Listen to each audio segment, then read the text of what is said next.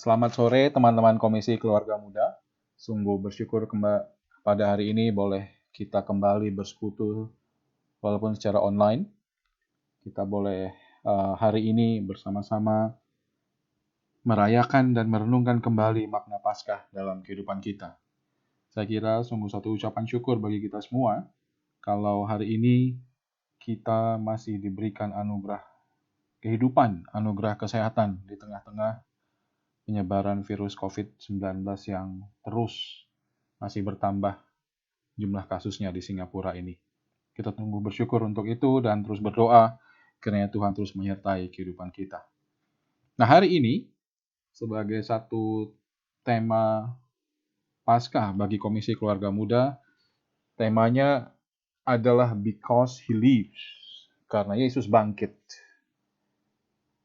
Apa yang terjadi kalau Yesus bangkit? Nah, ini yang akan kita sama-sama pikirkan dan renungkan pada sore ini. Sebelum mendengar firman Tuhan, mari kita sama-sama berdoa. Bapa kami yang baik, terima kasih kalau pada sore hari ini ada momen kembali kami datang bersekutu bersama-sama memuji Tuhan dan sebentar mendengarkan firman Tuhan. Bapa, kiranya Engkau menaungi hati dan pikiran kami dengan Roh Kudus-Mu, sehingga firman-Mu ini boleh kami mengerti, kami resapi, dan terutama kami lakukan dalam kehidupan kami, sehingga kami boleh menjadi anak-anak Tuhan yang adalah pelaku firman dalam kehidupan kami. Kami menyerahkan waktu ini Tuhan ke dalam tangan pengasihan-Mu, berbicaralah, kami semua siap untuk mendengarkan. Dalam nama Yesus kami berdoa dan mengucap syukur. Amin. Teman-teman, teks firman Tuhan yang akan kita renungkan bersama pada sore hari ini diambil dari surat 1 Petrus ayatnya yang pertama. 1 Petrus pasal 1 ayatnya yang ketiga sampai ayat yang ke-9. Ya. Kalau teman-teman ada Alkitab, bisa kita baca bagian ini bersama-sama. Saya membacakan, teman-teman bisa mengikutinya. Ya. 1 Petrus 1 ayat 3 sampai 9. Demikianlah dituliskan.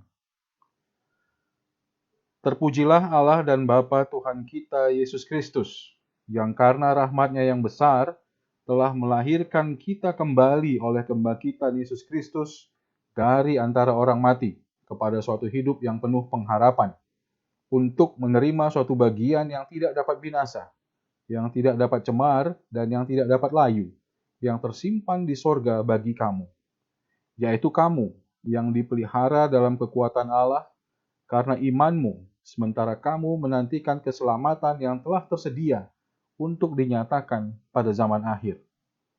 Bergembiralah akan hal itu, sekalipun sekarang ini kamu seketika harus berduka cita oleh berbagai-bagai pencobaan. Maksud semuanya itu ialah untuk membuktikan kemurnian imanmu yang jauh lebih tinggi nilainya daripada emas yang fana, yang diuji kemurniannya dengan api, sehingga kamu memperoleh puji-pujian dan kemuliaan dan kehormatan pada hari Yesus Kristus menyatakan dirinya. Sekalipun kamu belum pernah melihat Dia, namun kamu mengasihinya. Kamu percaya kepada Dia, sekalipun kamu sekarang tidak melihatnya.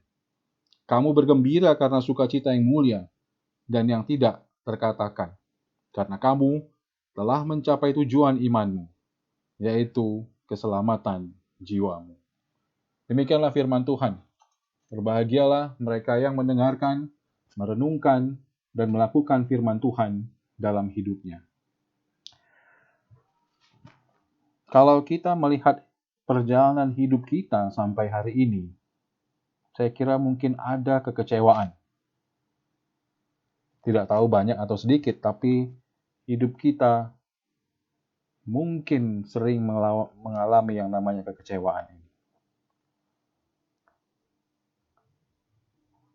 Mungkin kita bisa hitung-hitung sudah berapa kali kita melihat ke depan dengan harapan besar pada sesuatu yang tampaknya sangat mengundang dan sangat menjanjikan, hanya kemudian untuk dikecewakan ketika harapan itu gagal diwujudkan, gagal menjadi kenyataan. Nah, dalam sejarah gereja ada salah satu peristiwa yang dikenal dengan nama The Great Disappointment, kekecewaan yang besar. Ini terjadi sekitar 176 tahun yang lalu, sekitar tahun 1844. Nah, apa yang terjadi adalah ini dimulai dengan seorang pendeta bernama William Miller, ya, yang dia tinggal di daerah East Coast di Amerika. Ketika pada satu waktu, ya, pada bulan Agustus 1831, Miller mendapatkan conviction. Tentunya ini conviction dia setelah dia melihat, meneliti firman Tuhan, mendapatkan conviction dari Tuhan. Dia melakukan penelitian Alkitab yang sangat intens, sangat serius, sangat dalam selama 7 tahun. Dan sampailah ia mengerucut pada kesimpulan bahwa Kristus akan kembali dari surga. Tuhan Yesus akan datang yang kedua kalinya pada tanggal 21 Maret 1844. William Miller sungguh percaya hal ini. Dan dia yakin bahwa Allah memanggilnya untuk maju menyatakan ini dengan sungguh-sungguh dan seluas mungkin kepada banyak orang. Jadi selama 12 tahun, mulai tahun 1831 itu, setelah dia mendapatkan keyakinan itu, Miller dan rekan-rekannya bekerja keras untuk memperingatkan sebanyak mungkin orang bahwa Kristus akan datang kembali dan menghakimi seluruh dunia tanggal 21 Maret 1844. Hal ini disambut dengan kegembiraan yang begitu besar ketika Miller dan rekan-rekannya berkhotbah kepada halayak luas. Dan ada sekitar 50.000 orang yang mau mengikutinya. Namun apa yang terjadi? Tanggal yang diprediksi itu 21 Maret 1844 itu ternyata tidak menjadi kenyataan. Tidak ada yang terjadi pada hari itu. William Miller dan para pengikutnya menjadi kecewa. Nah, salah satu rekan dari William Miller ini ada yang bernama Samuel Snow. Dia kemudian memeriksa perhitungan yang dilakukan oleh Miller. Dan dari pemeriksaan itu dia melihat ada kesalahan yang dilakukan Miller dalam perhitungan tanggal. Nah, kemudian mereka merevisi tanggal itu. Ya, tepatnya 7 bulan kemudian, yaitu tanggal 22 Oktober 1844. Nah, William Miller dan Samuel Snow ini yakin, confirm, kali ini nggak mungkin salah. Ya, siapapun yang menolak pesan ini pasti orangnya nggak benar, gitu kira-kira. Nah, kemudian mereka menyebarluaskan kembali kabar ini. Dan kali ini digambarkan seperti menyapu tanah dengan kecepatan angin puting beliung, cepat sekali. Banyak orang tetap antusias mendengar kabar ini. Mereka yakin bahwa Tuhan ada di balik gerakan yang dilakukan oleh Miller dan Snow ini. Banyak orang mulai meyakini bahwa tanda-tanda kedatangan Kristus terlalu sederhana untuk diragukan. Mereka mencetak majalah, mereka mencetak surat kabar untuk memberitakan kemungkinan atau tanggal kembalinya Kristus ke dunia. Apa yang terjadi kemudian adalah sekitar 1.500 pengikut Miller melakukan perjalanan melintasi Amerika, pergi dari satu kota ke kota yang lain, dan menyatakan dengan penuh semangat bahwa akhir zaman sudah dekat. Nah, ketika tanggal 22 Oktober 1844 itu tiba, pengikut Miller berdatangan dari berbagai tempat. Mereka ingin menyaksikan peristiwa itu. Mereka juga mendukungnya dalam doa. Orang-orang ini bahkan sudah give up dari pekerjaan mereka. Mereka berhenti dari pekerjaan mereka. Mereka menyerahkan semua harta benda mereka sebagai bukti dari kesaksian imannya. Mereka mengenakan jubah putih. Banyak dari mereka berdiri di atap rumahnya. Mereka menunggu saat yang sangat precious itu. Saat yang mereka yakini penuh berkat ketika sangkakala akan berbunyi dari sorga. Ketika Tuhan turun dan mereka akan dimuliakan, diangkat, menemui Dia di udara. Mereka menunggu dengan gembira, dengan excited. Mereka tunggu, semakin intens. Namun sama seperti yang terjadi sebelumnya, kali ini pun tetap tidak ada yang terjadi. Mereka tidak diangkat untuk bertemu dengan Yesus di udara. Sungguh mengecewakan. Terutama bagi 50.000 orang yang menanti saat itu. Semua waktu, tenaga yang mereka habiskan go in vain. Sia-sia, tidak menghasilkan apa-apa. Mereka sadar, mereka telah salah mempercayai Miller dan rekan-rekannya. Mereka salah mempercayai pengkhotbah yang telah keliru dan sia-sia. Semua usaha yang mereka lakukan dengan sungguh-sungguh untuk memperingatkan orang-orang akhirnya berakhir dengan sia-sia. Satu demi satu, mereka mundur dari atap rumah untuk mengambil potongan-potongan kekecewaan kehidupan mereka. Teman-teman, saya yakin cukup banyak dari kita hari ini yang sudah percaya menerima Kristus sebagai juru selamat kita. Bahkan mungkin tidak hanya sekedar percaya. Banyak dari kita yang sudah memberikan diri kita untuk melayani Tuhan. Memberikan waktu kita, memberikan tenaga kita, dan juga memberikan harta uang kita untuk melayani Tuhan dengan sungguh-sungguh. Kita memberikan banyak energi dan upaya yang sungguh-sungguh untuk Kristus.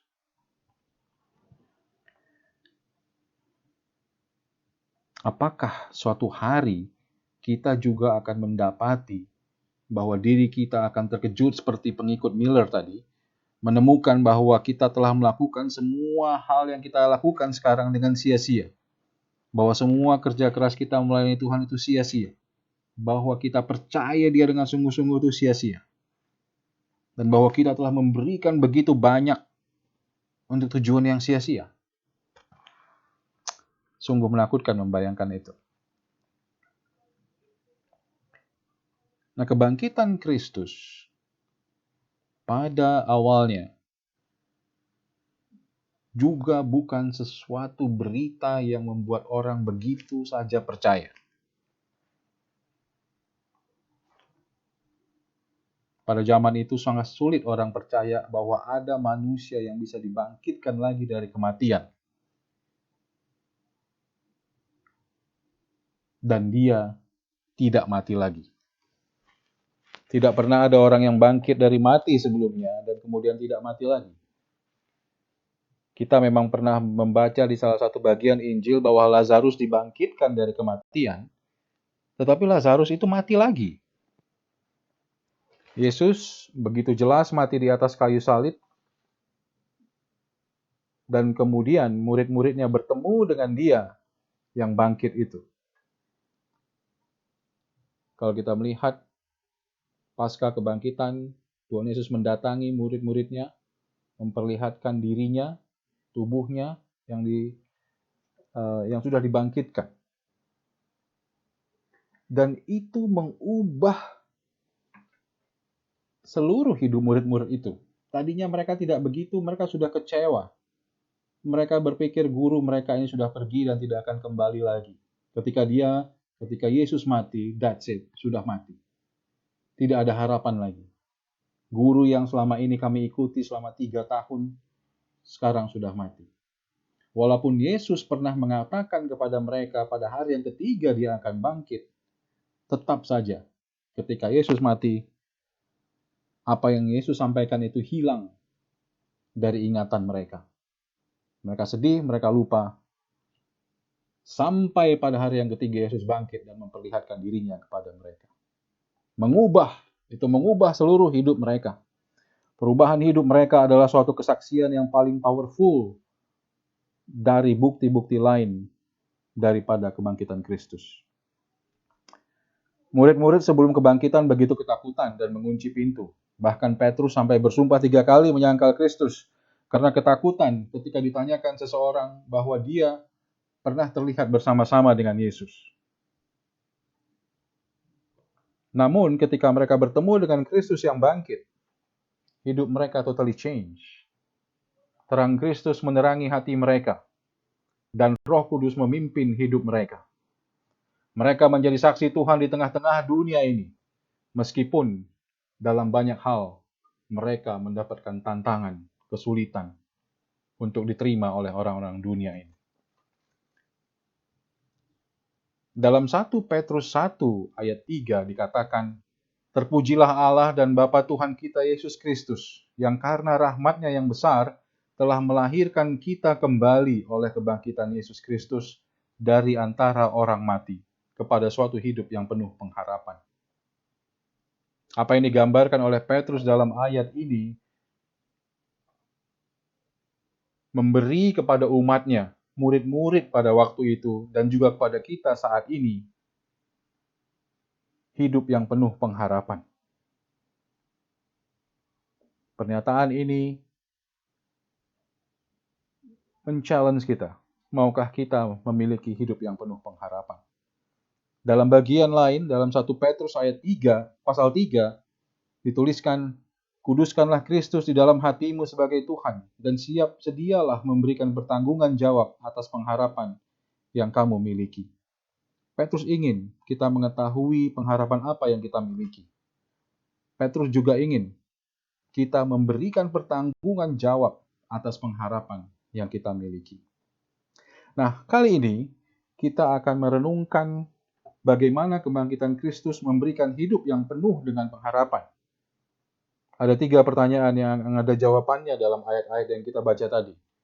Yang pertama, apa yang menjadi dasar pengharapan kita? Yang kedua, apa pengharapan itu sendiri? Dan yang ketiga, apa dampaknya dalam kehidupan kita pada hari ini? Nah, kita akan lihat satu persatu 3 hal ini. Yang pertama adalah apa yang menjadi dasar pengharapan kita. Kalau kita lihat di dalam teks yang tadi, ada 3 hal yang menjadi dasar pengharapan kita di sini. Yang pertama adalah oleh karena rahmat-Nya yang besar, sebagaimana dituliskan dalam 1 Petrus 1 ayat 3 tadi. Terpujilah Allah dan Bapa Tuhan kita Yesus Kristus, yang karena rahmat-Nya yang besar.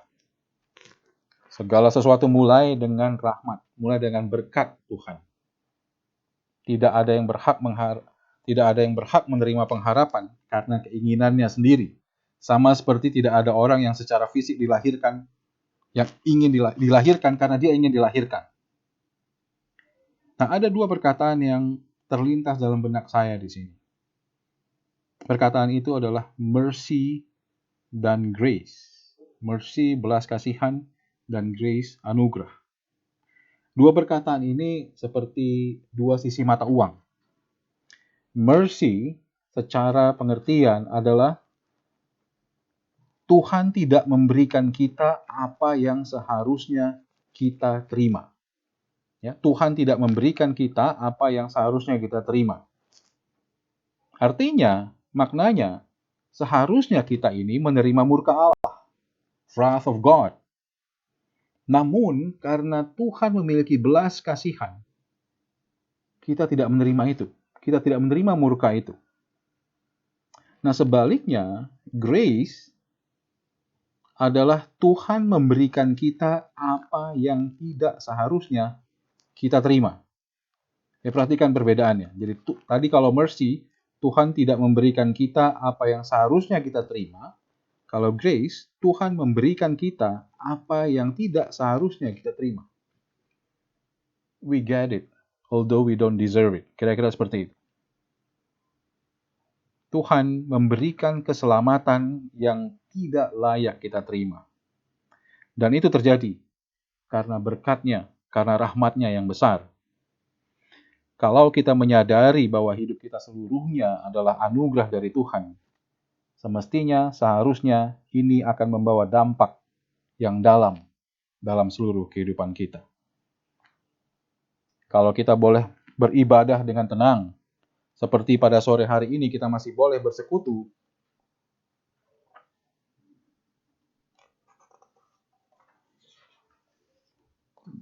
boleh mendengarkan firman Tuhan dengan bebas, kalau kita memiliki kesempatan belajar, kalau kita sadar itu adalah berkat dan rahmat Tuhan yang besar, maka itu seharusnya mengubah seluruh hidup kita, mengubah orientasi hidup kita, mengubah prioritas hidup kita.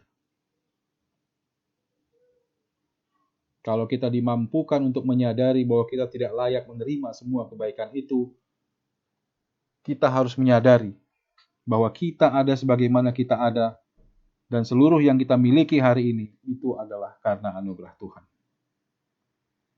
Nah, itu dasar yang pertama. Dasar yang kedua, karena ada kelahiran baru. Tentu kita akan mungkin bertanya, apa hubungannya? What's the relationship between these two? Apa kaitannya antara kelahiran baru, born again, dengan kematian Kristus? Bukankah kematian Kristus terjadi 2000 tahun yang lalu dan kita hidup dan kelahiran baru yang kita alami itu adalah masa kini? Roma 6 ayat 5 mengatakan, sebab kita telah menjadi satu dengan apa yang sama dengan kematiannya. Kita juga akan menjadi satu dengan apa yang sama dengan kebangkitannya. Nah, ini adalah semata-mata pekerjaan Roh Kudus yang bekerja secara misterius di dalam kehidupan kita, memberikan hidup yang baru. Dalam Efesus 2 ayat 1 dan 2 dikatakan bahwa kita adalah orang-orang yang sudah mati secara rohani di dalam dosa-dosa kita. Yang artinya, apapun yang dikerjakan kepada kita, kalau bukan Roh Kudus yang terlebih dahulu memberikan hidup yang baru, maka kita tidak bisa berespons dan menjadi percaya. Inilah yang kita kenal dalam doktrin reform, bahwa hidup kita pada masa lalu, pada masa sebelum kita mengenal Kristus adalah hidup yang dimurkai Allah, di mana kita mengalami yang namanya kehancuran dan kerusakan total, atau total depravity.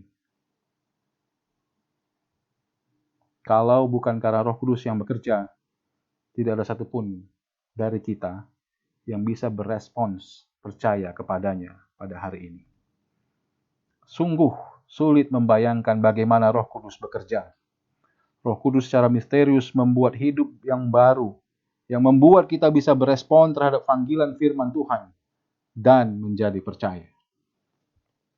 Nah, dasar yang ketiga, Roh Kudus mempersatukan kita secara misterius dengan Kristus. Persatuan dengan Kristus, union with Christ, adalah doktrin yang sangat penting. Ketika Roh Kudus melahirbarukan kita, Dia mempersatukan kita dengan Kristus di dalam kematiannya. Tidak hanya itu, kita juga akan dipersatukan di dalam kebangkitannya. Kita yang mati di dalam dosa dipersatukan dengan Kristus yang menanggung dosa kita. Sehingga kematian Kristus diperhitungkan sebagai kematian kita. Dan kebangkitan Kristus juga diperhitungkan sebagai kebangkitan kita. Galatia 2 ayat 19b menuliskan seperti ini, aku telah disalibkan dengan Kristus. Padahal, seperti yang kita tahu, tidak pernah Paulus disalibkan secara fisik. Ini artinya adalah bahwa Paulus dipersatukan dengan Kristus. Manusia lamanya disalib bersama-sama dengan Kristus. Manusia lamanya sudah mati bersama-sama dengan Kristus di atas kayu salib. Selanjutnya Paulus mengatakan dalam Galatia 2 ayat 20, namun aku hidup, tetapi bukan lagi aku sendiri yang hidup, melainkan Kristus yang hidup di dalam aku. Dan hidupku yang kuhidupi sekarang di dalam daging adalah hidup oleh iman dalam Anak Allah yang telah mengasihi aku dan menyerahkan dirinya untuk aku. Dalam Anak Allah menyatakan bahwa kita dipersatukan dengan Kristus. Inilah kaitan lahir kembali, lahir baru dengan kebangkitan Kristus. Roh Kudus mempersatukan kita sehingga kita memiliki hidup yang baru. Dan hidup yang baru itu adalah hidup yang dibangkitkan bersama-sama dengan Kristus. Ini adalah pengharapan yang sejati yang boleh kita alami. Pekerjaan Roh Kudus. Bagaimana kita bisa disalibkan bersama dengan Kristus adalah sangat abstrak. Tetapi apa artinya lahir kembali dalam hidup kita secara konkret? Kunci utamanya adalah hal yang tadi, union with Christ. Ini adalah doktrin yang sangat penting dalam keselamatan kita. Barang siapa di dalam Kristus, dia adalah ciptaan baru. Yang lama sudah berlalu, sesungguhnya yang baru sudah datang. Inilah yang dikatakan dalam 2 Korintus 5 ayat 17. Artinya, ada hidup yang baru. Nah, hidup yang baru itu seperti apa? Di dalam hidup yang baru itu ada Roh Kudus di dalam jiwa kita. Di dalam hidup yang baru di dalam Kristus itu. Di dalam hidup yang baru yang di mana Roh Kudus ada di dalam jiwa kita, pasti ada arah yang baru. Ada keinginan yang baru. Ada sumber sukacita yang baru.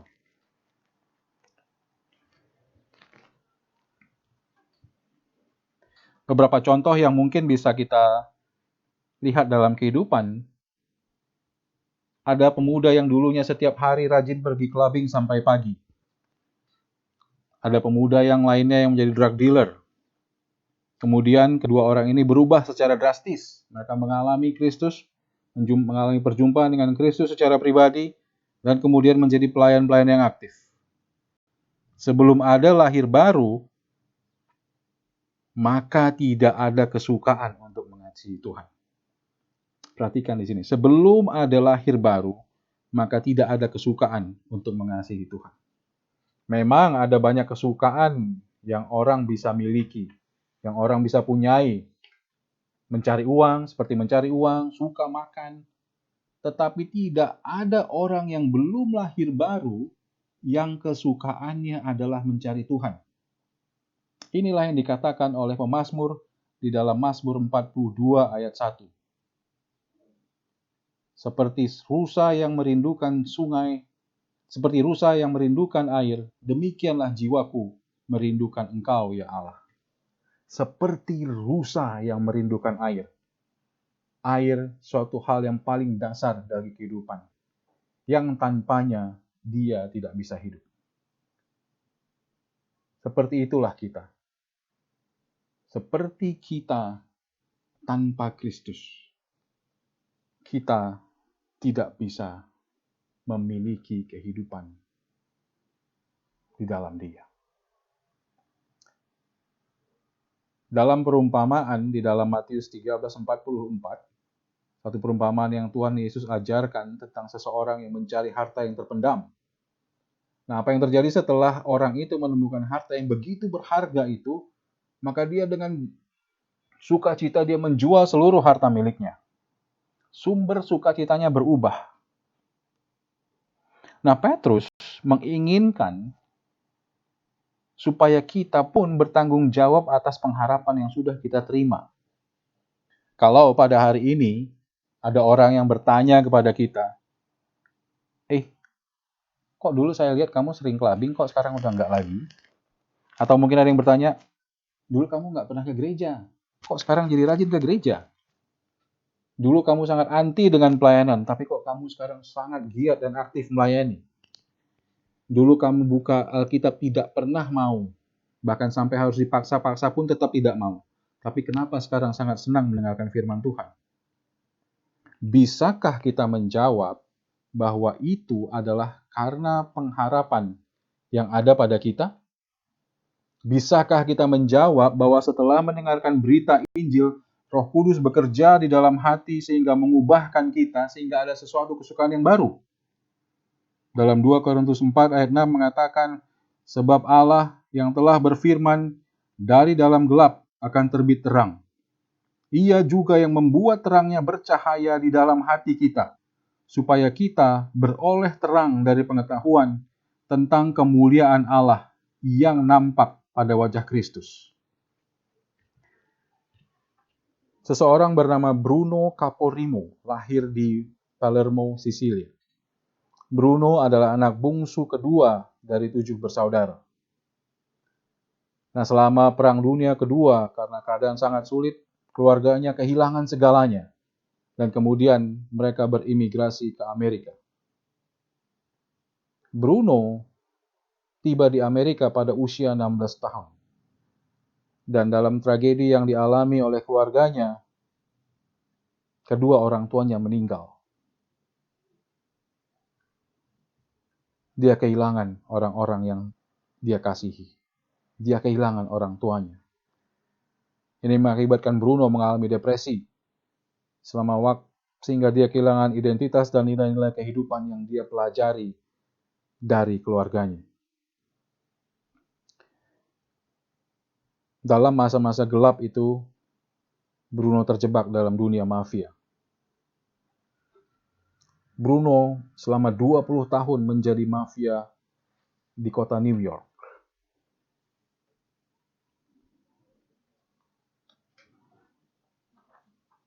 Dan selama masa-masa itu dia menjadi pelanggar hukum. Semua dia langgar. Hukum negara, hukum Tuhan, semua dia langgar. Dan ketika dia memasuki usia 43 tahun, setelah Bruno mengalami lebih banyak ketidakbahagiaan, mengalami berbagai tragedi, dia akhirnya ada waktunya ketika dia melihat hidupnya, dia menangis kepada Tuhan. Dia berseru kepada Tuhan. Tuhan, hidupku sudah sangat jauh dari Engkau. Tuhan mendengar tangisannya. Melalui Roh Kudus Tuhan, Bruno kemudian menerima Kristus sebagai juru selamatnya. Ia meninggalkan kehidupan lamanya dan menyerahkan hidupnya kepada Tuhan. Bruno menemukan pribadi yang memuaskan jiwanya, yaitu Yesus Kristus. Dalam satu kesaksiannya dia menuliskan, "Sekarang saya memiliki Tuhan. Saya sangat bersyukur kepada Tuhan karena Dia telah mengampuni, menebus dosa saya, bahkan mengubahkan saya menjadi pribadi yang baru. Ia telah membentuk karakter saya, menjadikan saya manusia yang sesuai dengan rencananya."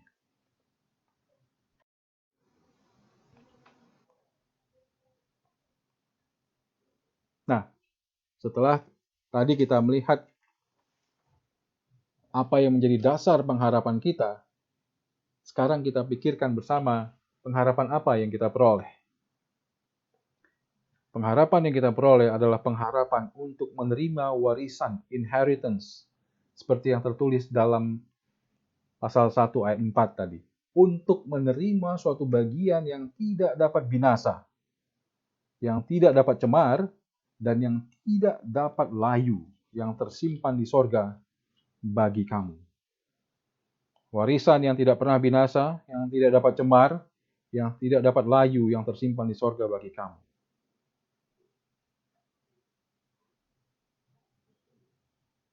Yang tidak dapat layu. Kira-kira ini menggambarkan tentang selama-lamanya. Apa artinya selama-lamanya? Apakah artinya kalau kita di sorga nggak ada bosan? What are we going to do then? Apa yang akan kita lakukan di situ? Nah, Ravi Zacharias dalam salah satu pengajarannya pernah memberikan satu contoh. Kalau ada anak kecil yang diberikan satu balon, maka dia suka melepaskan balon itu. Dia lepaskan balon itu, dia naik ke atas bangku, dan kemudian dia menggapai balon itu. Lalu apa yang dia lakukan? Dia lepaskan lagi balon itu, dan kemudian berusaha mengambilnya lagi, menggapainya lagi. Begitu terus dia lakukan. Berkali-kali. Dan setiap kali dia melakukan itu, anak kecil ini tertawa-tawa. Excited. Nah, ketika kita bertemu dengan Tuhan, warisan itu bersifat kekal, murni. Dan semakin lama kita bertemu melihat Tuhan, bukan bosan yang kita alami. Justru semakin lama kita berada di dalam presence atau keberadaan yang sama dengan Tuhan, semakin lama kita akan semakin kagum dengannya. Karena Allah adalah Allah yang tidak terbatas kemuliaannya. Secara lebih detail, pasal 1 ayat 7 mengatakan maksud semuanya itu ialah untuk membuktikan kemurnian imanmu yang jauh lebih tinggi nilainya daripada emas yang fana, yang diuji kemurniannya dengan api, sehingga kamu memperoleh puji-pujian dan kemuliaan dan kehormatan pada hari Yesus Kristus menyatakan dirinya. Teman-teman, konteks di dalam ketika Rasul Petrus menulis surat ini, banyak jemaat-jemaat yang mendengar surat ini, penerima surat ini adalah orang-orang yang merasakan penderitaan, penyiksaan, penganiayaan. Bahkan dalam beberapa referensi dikatakan bahkan ada orang-orang yang menderita ini sampai dibakar. Sungguh sulit kehidupan menjadi orang sebagai orang percaya pada zaman itu. Nah, Petrus ingin mengencourage mereka, ingin menyemangati mereka bahwa dalam kesulitan yang mereka alami pada waktu itu ada pengharapan yang mereka bisa pegang, membuktikan kemurnian iman kita. Kalau kita melihat bagian itu menyebutkan sehingga kamu bukan Tuhan yang memperoleh puji-pujian dan sebagainya. Namun tentu puji-pujian, kemuliaan, dan kehormatan yang terbesar adalah bagi anak domba Allah. Kita akan kagum dengan kemuliaan Tuhan dengan tidak habis-habisnya. Namun kita juga akan berbagian, mendapat bagian dalam puji-pujian, hormat, dan kemuliaan daripada Kristus. Nah, ayat yang ketujuh ini juga memberikan konteks bahwa kemurnian itu diuji seperti emas yang diuji dengan api. Emas yang belum murni harus dibakar melalui sampai pada ribuan derajat, sampai kotoran-kotoran yang muncul di luar. Melalui proses itu, emas akan menjadi murni.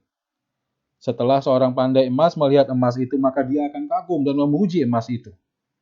Tentu puji-pujian, hormat, dan kemuliaan hanya bagi Kristus yang sudah berkorban itu. Tetapi ketika kita taat kepada Dia, melalui ujian, kesulitan, dan berbagai pergumulan dalam kehidupan kita, maka Tuhan melihat hidup kita yang teruji dengan api. Tuhan menguji apakah Dia adalah yang paling berharga. Apakah Dia adalah sumber sukacita yang paling utama dalam kehidupan kita? Nah, setelah Tuhan melihat iman yang seperti ini, jadilah apa yang Dia katakan dalam Matius 25. Hai hambaku yang baik dan setia, engkau telah beriman dengan sungguh-sungguh. Iman seperti itulah yang kemudian Tuhan akan puji, Tuhan akan hormati, dan Tuhan akan muliakan. Andai kata tiba-tiba suatu hari teroris menginvasi Singapura dan kemudian bertanya, apakah kamu, apakah kita, apakah saya, kamu Kristen atau bukan Kristen, Kristen atau Islam? Dan kalau kita mau Kristen, kita akan ditembak. Ketika teroris itu datang dan bertanya kepada kita seperti itu, apa yang akan kita jawab? Atau yang paling dasar lagi, iman seperti apa yang akan kita miliki?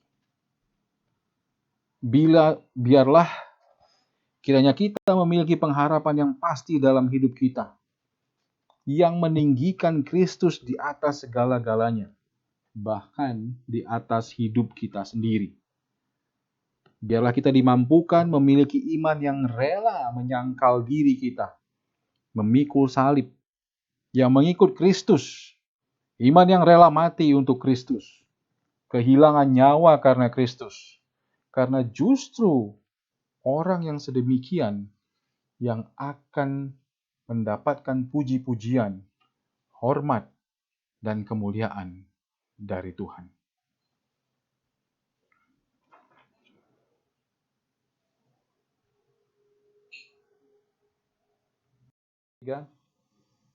Lalu setelah kita mengetahui apa dasar pengharapan kita dan pengharapan seperti apa yang akan kita peroleh, apa maknanya atau apa dampaknya bagi hidup kita sekarang ini.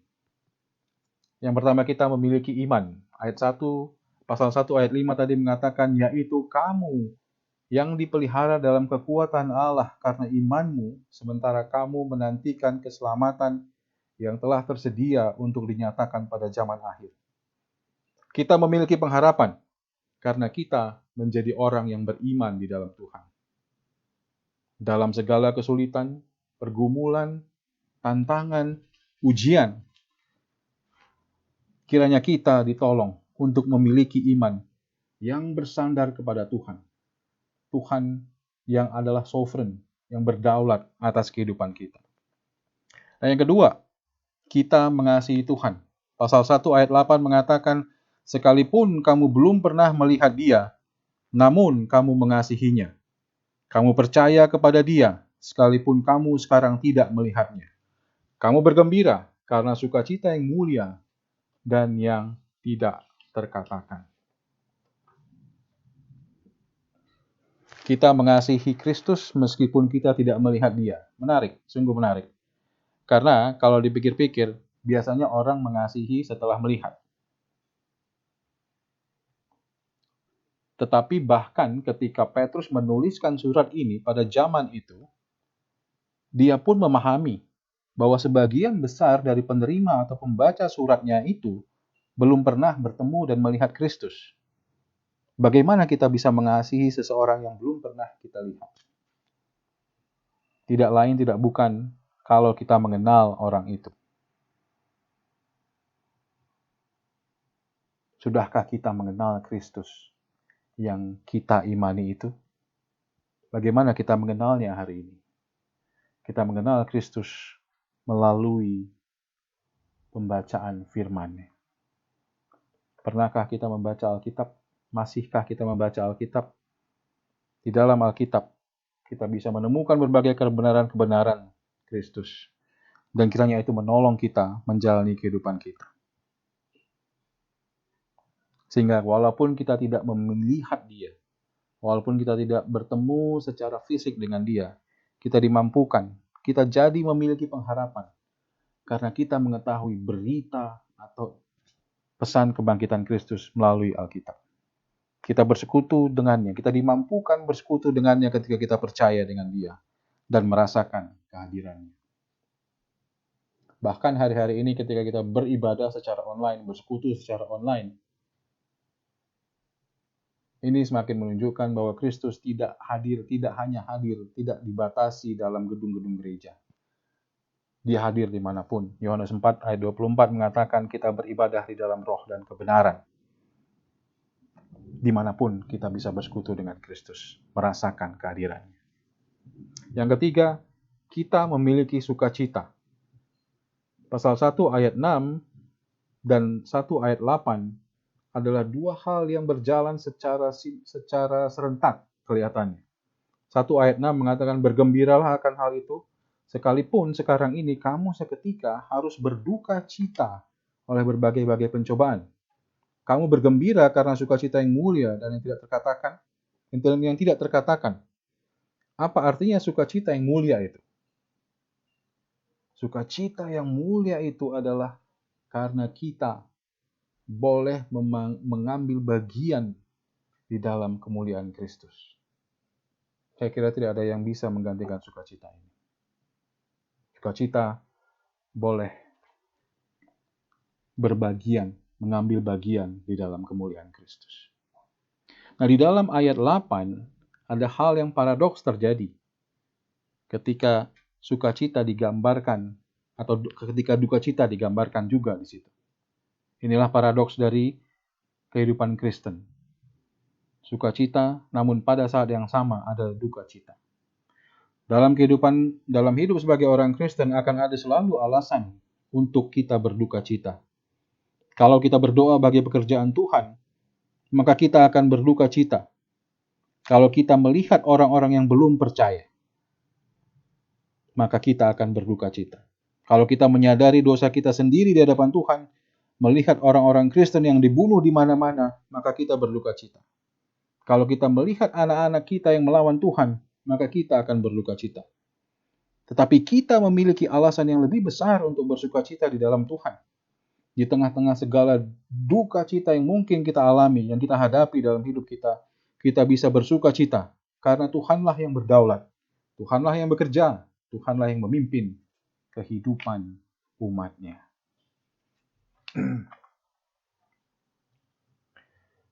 Dan yang kelima, kita tadi memiliki iman, mengasihi Tuhan, mengalami sukacita dan duka cita pada saat yang bersamaan seringkali. Dan yang kelima, kita dipelihara oleh Tuhan.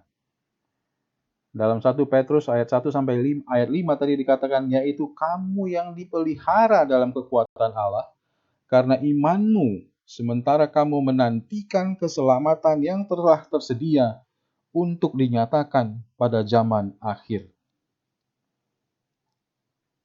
Yang kita alami sekarang adalah kita dipelihara Allah. Hari-hari ini dengan penyebaran virus COVID-19 ini, ada banyak kekhawatiran-kekhawatiran yang kita hadapi. Kekhawatiran-kekhawatiran, ketidakpastian yang mungkin akan berbuntut pada ketakutan kita. Berbuntut pada ketidakyakinan kita. Adakah Tuhan masih bersama dengan saya? Adakah Tuhan masih mengasihi saya? Adakah Tuhan masih berdaulat atas hidup saya? Kemarin saya membaca satu berita yang mengatakan bahwa kemungkinan besar akibat situasi penyebaran COVID-19 sekarang ini, ada sekitar 100.000 sampai 150.000 pekerjaan yang akan hilang di Singapura ini. Saya nggak tahu apakah mungkin hamba Tuhan akan kehilangan pekerjaan juga. Tapi kalau kita mendengar berita ini, mungkin ada pertanyaan, apakah itu giliran saya? Mungkin ada ketakutan, Tuhan apa yang akan terjadi? Saya punya keluarga, saya punya anak-anak, saya punya istri, saya punya suami, bagaimana ini Tuhan? Kenapa Tuhan tidak menghentikan COVID ini hari ini? Berbagai pertanyaan mungkin bisa berkecamuk di dalam hati kita.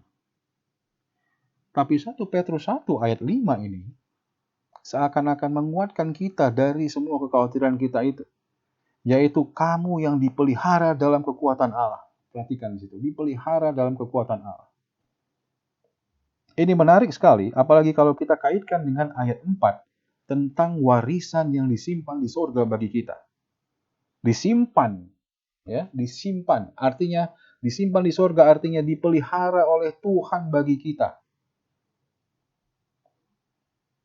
Namun saat ini bukan hanya warisan itu yang dipelihara, tetapi kamu, kita juga dipelihara oleh Tuhan.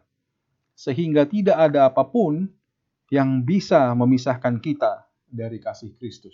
Oleh karena itu kalau ada kekhawatiran, ketakutan dalam menjalani hidup kita ke depan, kiranya ayat ini boleh menolong menguatkan kita. Bahwa kasih Kristus tidak bisa dipisahkan dari kita. Ketika kita sudah diadopsi menjadi anak-anaknya, tidak ada yang bisa memisahkan kasih Kristus dari kehidupan kita.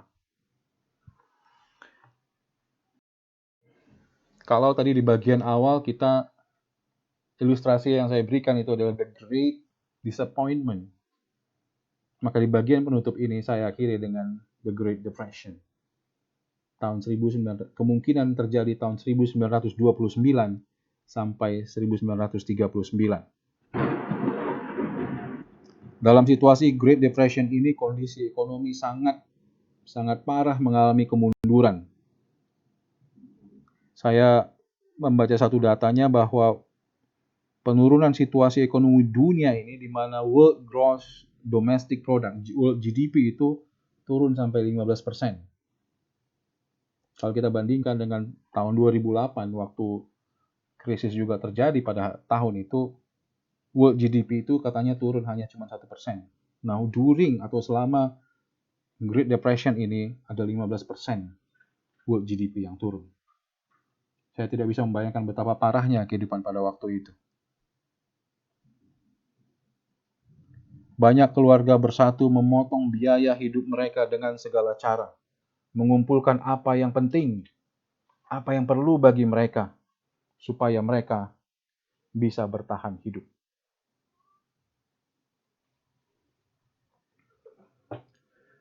Banyak keluarga yang bahkan tidak memiliki apapun yang bisa mereka tinggalkan bagi anak-anaknya, yang mereka bisa tinggalkan bagi keluarga berikutnya, bagi generasi mereka berikutnya.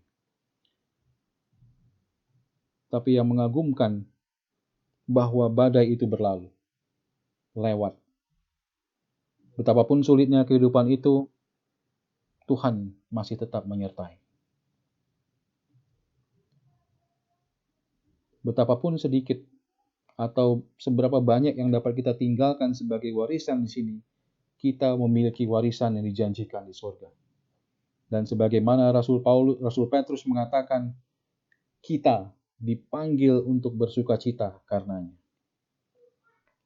Teman-teman, dalam Paskah tahun ini, tahun 2020 ini, kiranya Tuhan menolong kita untuk mengisi hidup kita dengan kehidupan yang penuh pengharapan. Karena kita mengetahui bahwa Dialah yang menjadi pengharapan kita. Rahmat-Nya yang besar, Kristus-Nya yang bangkit, sudah memberikan kita hidup yang baru. Kita boleh memiliki pengharapan akan warisan yang kekal dan tidak akan cemar. Pengharapan bahwa Tuhan akan menjaga kita sekarang, memberi kita kekuatan, iman, kasih, sukacita dan duka cita dalam hidup kita, menantikan pengharapan itu. Kiranya kita menjadi orang-orang yang hidup dengan penuh pengharapan, berjuang di tengah-tengah dunia, dan boleh menyatakan hidup yang Tuhan inginkan di tengah dunia yang penuh dengan dosa ini.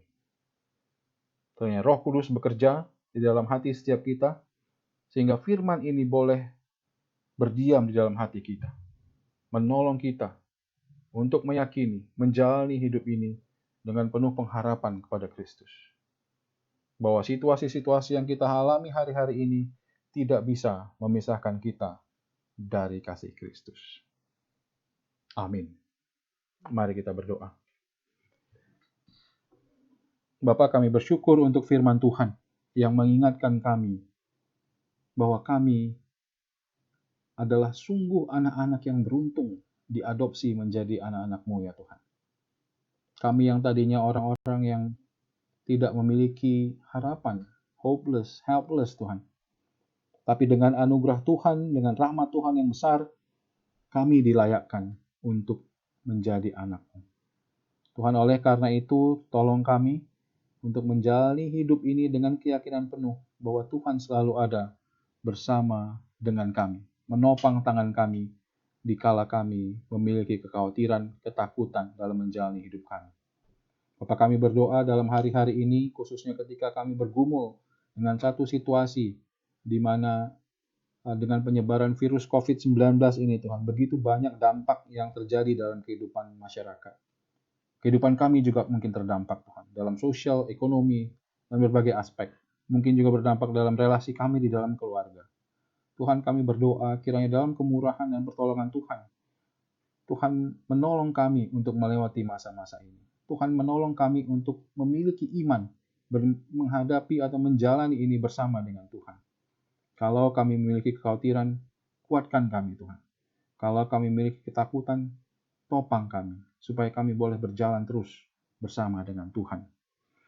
Kami berdoa untuk berbagai upaya yang dilakukan untuk menemukan vaksin atau obat yang tepat untuk virus ini Tuhan. Kiranya dalam anugerah dan pertolongan Tuhan, ada waktunya, ada virus, ada pengobatan yang baik dan tepat, sehingga menolong untuk perbaikan kondisi orang-orang yang mengalami atau tertular penyakit ini. Kami berdoa dimanapun orang-orang yang mengalami atau tertular penyakit ini pada hari ini, Tuhan dalam anugerah umum Tuhan kiranya beri mereka kekuatan, kemampuan menjalani hari-harinya bersama dengan penyakit ini ya Tuhan. Kami sebagai orang percaya, kiranya kami juga ditopang, diteguhkan untuk memiliki iman senantiasa kepada Tuhan di dalam menjalani hari-hari ini. Kami berdoa buat rekan-rekan kami di Komisi Keluarga Muda yang bulan ini merayakan ulang tahun. Tidak hanya kepada pasangan suami istri yang berulang tahun, tapi juga yang merayakan wedding anniversary, buat anak-anak kami yang merayakan juga ulang tahun, kami juga bersyukur Tuhan atas anugerah kehidupan yang Tuhan berikan. Tuhan tambahkan mereka dalam usianya dan usia pernikahan yang setahun lagi. Tuhan sudah menyertai mereka sampai sejauh ini. Sungguh ucapan syukur yang begitu besar kepada Tuhan. Dan kiranya kami terus mendoakan, Kiranya dalam anugerah dan pertolongan Tuhan, mereka terus berjalan dalam hidupnya, menjadi semakin bertumbuh, menyerupai Kristus dari hari ke hari, dari waktu ke waktu, sehingga mereka semakin menyenangkan Tuhan dalam kehidupannya. Kami berdoa buat beberapa ibu-ibu yang sedang hamil mengandung anak yang Tuhan titipkan kepada mereka. Kiranya Tuhan menolong mereka untuk menjalani hari-hari kehamilannya dengan penuh pengharapan kepada Tuhan. Biarlah ketika waktunya bayi-bayi yang mereka kandung akan dilahirkan, dalam anugerah dan pertolongan Tuhan, semuanya boleh dilahirkan dengan selamat, dengan sehat, Tuhan. Terima kasih ya Bapa. Juga kami mendoakan buat gereja kami. Hari-hari ini, kiranya Tuhan yang terus menolong kondisi semua jemaat, supaya tetap melihat, supaya tetap belajar dari situasi krisis ini.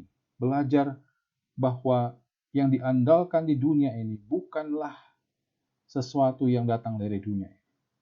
Tapi yang kami perlu andalkan di dunia ini adalah Tuhan sendiri. Karena Tuhan adalah in control of every situation. Kuatkan kami, mampukan kami Tuhan untuk menjalani kehidupan ini bersama-sama dengan Tuhan. Berkati semua aktivis-aktivis gereja, berarti buat hamba-hamba Tuhan, majelis, anggota, pengurus, komisi, tim, aktivis, dan semuanya Tuhan. Agar mereka juga boleh mengerjakan pelayanannya dengan penuh komit dan dedikasi.